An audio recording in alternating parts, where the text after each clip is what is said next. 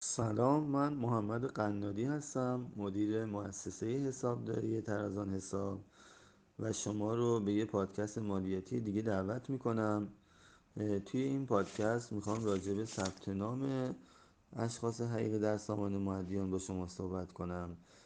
شما به عنوان شخص حقیقی نیازی به دفترخونه رفتن ندارین، چون هنوز این سایت جیکا مرکز میانی عام راهکاری برای گواهی امضای الکترونیک با استفاده از CSR رو نداره. حالا CSR چیه؟ CSR درخواست گواهی امضاه. شما یه CSR هست که تو سایت جیکا درخواست میدین و میگین دفترخونه من میخوام درخواست بدم که تو مهر منو یا امضای منو تایید کنی. دفترخونه میگه باشه، درخواست بده تو سایت جیکا، درخواست بدین و ما میریم درخواست میدیم، درخواست گواهی امضا میدیم و میریم دفترخونه و دفترخونه تایید میده و میشه گواهی امضای الکترونیکی شما. ولی شما به عنوان شخص حقیقی فعلا این قابلیت برات فراهم نشده.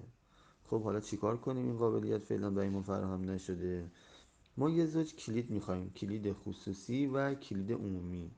این کلیدا رو از سایت easyinvoice.ir میایم دریافت میکنیم. کلید عمومی رو میریم تو سایت مای تکس، توی کارپوشه بارگذاری میکنیم و شناسه یکتای مالیاتی یعنی اون کد 6 رقمی رو دریافت میکنیم.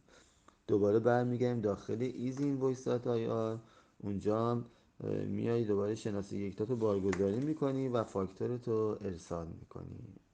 ارادت.